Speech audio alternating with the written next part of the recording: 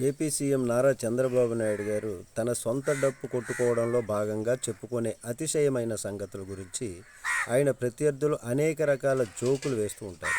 Bill గేట్స్కు computer తానే నేర్పించానని, అబ్దుల్ కలాంను రాష్ట్రపతి తానే చేశానని, కుర్చీలో కూర్చోబెట్టానని నమ్మేవారుంటే ఇలాంటి ఎన్ని అబద్ధాలైనా చెప్పగలుగుతారు అంటుంటారు. అలాంటి అతిశయాలు ఇప్పుడు మరిన్ని బయటకు వస్తున్నాయి ప్రస్తుతం అయితే బాబుగారు భజన చేయడానికి ఆయన పాత అనుచరులు తాపత్రయపడుతున్నారు. ఈ విషయంలో వారు చేస్తున్నటువంటి భజన చంద్రబాబు చెప్పుకునే అతిశయాలను మించిపోతుంది. సమాచార పౌర సంబంధాల శాఖకు చెందినటువంటి విజయ్ కుమార్ అనే అధికారి పూర్వాశ్రమంలో చంద్రబాబు నాయుడుకు సన్నిహితుడు. ఆయన తొలిసారి ముఖ్యమంత్రి అయినప్పుడు ముఖ్యమంత్రి చీఫ్ పిఆర్ఓగా ఈ విజయ్ కుమార్ పనిచేశారు. 9 ఏళ్ల పాటు అదే పదవిలో నిరంతరాయంగా సేవలందించారు. అప్పట్లో చంద్రబాబు గారు సేవలో తాను ఎలా తరించాను అనేటటువంటి విషయం ఆయన ఒక వ్యాసం ద్వారా ప్రధాన పత్రికలో రాసుకొచ్చారు. అప్పటి అనుభవాలను కూడా చెప్పుకొచ్చారు. కొత్తగా ముఖ్యమంత్రి అయినటువంటి చంద్రబాబు రాష్ట్ర వ్యాప్తంగా జరిగే పరిణామాలను ప్రతి ఉదయం కూడా తెలుసుకోవడానికి ఎంత ఉత్సాహం చూపించేవారో, వార్తా విశేషాలు తెలిసిన తర్వాత ప్రతి ఉదయం ఇంటి నుంచి కలెక్టర్లతో మాట్లాడుతూ ఎంత శ్రద్ధగా పనిచేసేవారో ఆ విషయాలను అనేక వ్యాసంలో పొందుపరిచారు ఆయన. సాధారణంగా నాయకుడు పుట్టినరోజు సందర్భంగా, లేదా పార్టీ అవతరణ దినోత్సవం సందర్భంగా, లేదా ఆయన తొలిసారి ముఖ్యమంత్రి అయినటువంటి రోజును సెలబ్రేట్ చేసుకునేటటువంటి విధంగా కానీ ఇలాంటి వ్యాసాలు రాస్తే సహజంగా కనిపిస్తుంది. మరి అలాంటి ఏ ప్రత్యేక సందర్భము లేకుండా ఒక వ్యాసాన్ని రాయడం అనేది ఆశ్చర్యమే కదా.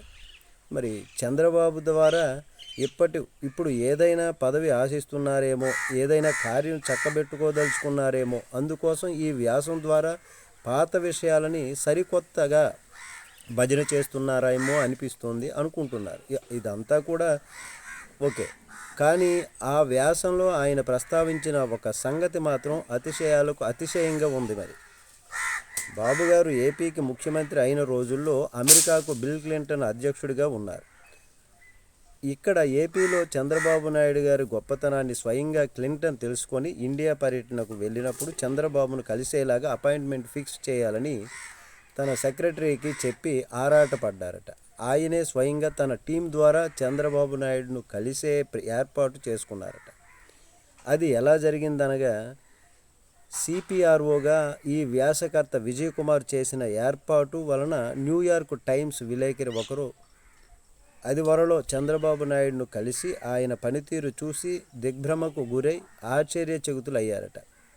మరి ఆశ్చర్యం నుంచి తేరుకోకముందే అమెరికాకు వెళ్ళిన చంద్రబాబు నాయుడు కార్యసామర్థ్యం గురించి న్యూయార్క్ టైమ్స్లో అతిపెద్ద వ్యాసం రాశారట. ఆ వ్యాసం చదివి అప్పటికి అమెరికా అధ్యక్షుడిగా ఉన్న బిల్ క్లింటన్ కూడా అదే స్థాయి దిగ్భ్రమకు, ఆశ్చర్యానికి గురయ్యారట.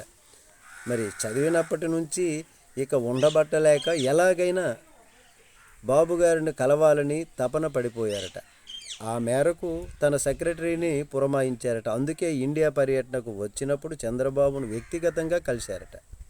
కారులో బాబుగారితో కలిసి గంట సేపు ప్రయాణిస్తూ ముచ్చట్లు చెప్పుకున్నారట. అయితే ఆ వ్యాసంలో అతిశయాలు ఈ రకంగా కోటలు దాటిపోతున్నాయి అంటున్నారు ప్రజలు.